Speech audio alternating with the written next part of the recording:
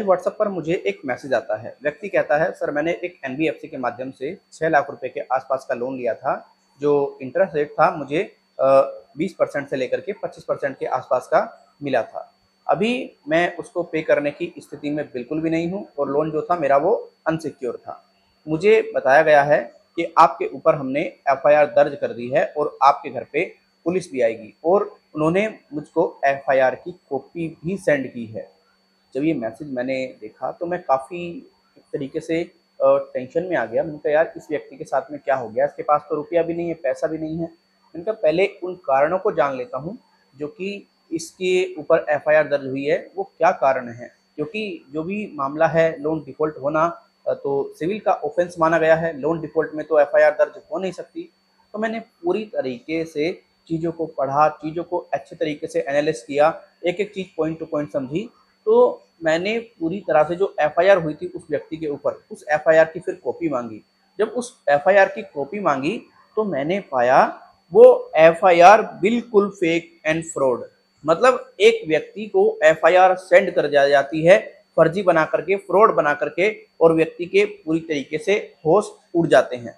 और अगर आपके सामने भी कुछ ऐसा हो जाए तो आपके भी होश उड़ जाएंगे, आपको भी रात को नींद नहीं आएगी, आपकी भी रात की नींद उड़ जाएगी और आप पूरे तरीके से टेंशन में आ जाएंगे, ये क्या हो गया। तो आजकल रिकवरी एजेंटों ने ये टुच्ची हरकत, ये घटिया हरकत भी कर रखी है, जो कि बेहद ही ज्यादा गलत है, बेहद ही ज्यादा गंभीर है। काफी लोगों को डराया जाता है, धमकाया जाता है, ये तक कहा जाता है कि हाई कोर्ट का ऑर्डर आ गया है, अब लोन डिफॉल्टर्स पर पूरी तरीके से एफआईआर दर्ज होगी। तो ये एक बहुत ही बड़ा इशू है। मैं आपको एक बात क्लियर कर दूं, मैं बहुत सी वीडियो में पहले भी बात क्लियर कर चुका हूं। आपके ऊपर एफआईआर तब हो सकती है या तो आपने किसी बैंक एनबीएफसी के साथ में फ्रॉड किया हो, फ्रॉड इन द सेंस आपने कोई फर्जी डॉक्यूमेंट दे दिए हो, आपने कोई ऐसा चेक दे दिया है जो पूरी तरीके से फर्जी है, जिसका कोई अस्तित्व ही नहीं है, तब तो ये बैंक एनबीएफसी आपके ऊपर एफआईआर दर्ज कर सकते हैं।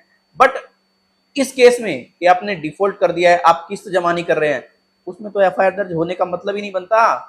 तो ये जो भी ऐसा मैटर है ना, इसमें पूरे तरीके से आपको बेवकूफ बनाया जा रहा है। फ्रॉड ये बैंक एनबीएफसी वाले कर रहे हैं, आप फ्रॉड नहीं कर रहे हैं। इनकी जो रिकवरी एजेंसीज होती हैं ये इतनी घटिया हरकत कर रही हैं, इतनी टुच्ची हरकत कर रही हैं जिसकी कुछ हद नहीं। व्यक्ति को फर्जी एफआईआर सेंड करके ये कह दिया जाता है कि अब पुलिस आ रही है आपके घर पे, आप तैयार हो जाओ। मतलब कुछ भी इतनी बुरी तरीके से व्यक्ति का बेवकूफ इन्होंने बना रखा है। मेरे दोस्त, आप जब भी किसी बैंक एनबीएफसी के माध्यम से किसी प्रकार का कोई भी लोन लेते हैं, मुझे जहां तक उम्मीद है आपकी मंशा ये बिल्कुल नहीं होती होगी आप उसको मतलब डिफॉल्ट करो, लेकिन कुछ ऐसी परिस्थिति में आप आ जाते हैं जिस वजह से आपके पास में रुपया नहीं होता है, पैसा नहीं होता है, और आपका लोन जो है वो डिफॉल्ट हो जाता है, जो कि पूरे तरीके से सही नहीं है। तो इसमें इतना डरने घबराने की आवश्यकता नहीं है। देखिए, आप कोशिश करें 3 महीने के अंदर अंदर अपने लोन अमाउंट को पे कर दें, और अगर आप 3 महीने के अंदर अंदर अपने लोन अमाउंट को पे नहीं कर पा रहे हैं तो आपका जो लोन अकाउंट है उसको एनपीए कैटेगरी में डाल दिया जाएगा। एनपीए क्या होता है? एनपीए होता है नॉन परफॉर्मिंग एसेट, ऐसा पैसा जो बैंक एनबीएफसी को किसी प्रकार से कोई भी फायदा नहीं दे रहा है। तो बैंक और एनबीएफसी एनपीए के डालने के बाद में पूरी तरीके से उस पर लीगल प्रोसीजर कर सकती है, जैसे आपके ऊपर केस करना, लीगल तरीके से रिकवरी करना, ये सब चीजें कर सकती हैं। बट ये इलीगल तरीका ही आजमाते हैं, तो इसीलिए लोन एनपी होने से पहले आप लोन वगैरह को क्लियर कर दिया करें तो ज्यादा बेटर है। मैं अनसिक्योर लोन की बात कर रहा हूँ, और अगर बात की जाए सिक्योर लोन की तो उसमें कुछ और सिनेरियोज होते हैं, उसमें तो पूरा ही मामला चेंज हो जाता है। तो आपको अवेयर होने की आवश्यकता है। इस वीडियो का मकसद सिर्फ यही है, आपको पूरी तरीके से चीजों को समझने की आवश्यकता है। लोन डिफॉल्ट होना सिविल ऑफेंस है, कोई क्रिमिनल ऑफेंस नहीं है, इसमें कोई एफआईआर दर्ज नहीं हो सकती। एक केस में तो आपके ऊपर और एफआईआर हो सकती है, वो केस ये है, देखिए आपका जब भी लोन डिफॉल्ट होता है, 3 महीने हो गए, आपको बैंक नोटिस पर नोटिस जारी कर रहा है, आप कोई जवाब नहीं दे रहे हैं, अंततः बैंक ने कोर्ट में केस पहुंचा दिया और कोर्ट का नोटिस भी आपके पास में रिसीव हो रहा है, तब भी आप जवाब नहीं दे रहे हैं, तब भी आप किसी प्रकार का कोई भी रिस्पॉन्स नहीं कर रहे हैं, तो देखिए उस केस में माननीय जज साहब के द्वारा वारंट इशू कर दिए जाते हैं और फिर पुलिस आपके घर पे आ जाती है। लेकिन ऐसे घर पे पुलिस नहीं आती, कोई नोटिस आपको नहीं दिया, किसी प्रकार से कोई आपके ऊपर कोई केस नहीं किया, कोई कोर्ट का नोटिस नहीं आया, तो ऐसे कोई पुलिस वगैरह नहीं आती है, आप टेंशन फ्री रहें। तो आशा करता हूँ ये वीडियो आपके लिए जरूर हेल्पफुल रही होगी। अगर ये वीडियो हेल्पफुल रही है ना, आप इस वीडियो को लाइक करके जा सकते हैं। हेल्पफुल नहीं रही है वीडियो को आप डिसलाइक कर सकते हैं।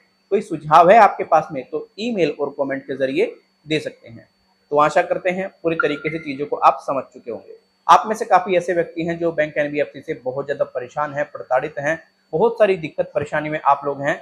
तो देखिए, आप टेंशन फ्री रहिएगा, कोई दिक्कत वाली बात नहीं है। हम लोगों ने आप लोगों के लिए एक पेड सर्विस की हाल ही में शुरुआत की है। आप इस पेड सर्विस का लाभ उठा सकते हैं। पेड सर्विस का लाभ उठाने के लिए आपको क्या करना होगा, हमारे इस व्हाट्सएप नंबर पर अपनी डिटेल प्रोवाइड करानी है, जैसे आपका नाम, आपका मोबाइल नंबर प्लस आपकी जो प्रॉब्लम है वो हम टेलीफोनिकली आपका एक अपॉइंटमेंट फिक्स कर देंगे और हम आपको अपने चार्जेस बता देंगे और आपको बेटर तरीके से गाइड कर देंगे आपको क्या करना है। तो आप इस सर्विस का लाभ जरूर उठाएं। अब आप मुझे आगे दीजिएगा, मैं फिर मिलता हूं किसी और वीडियो में।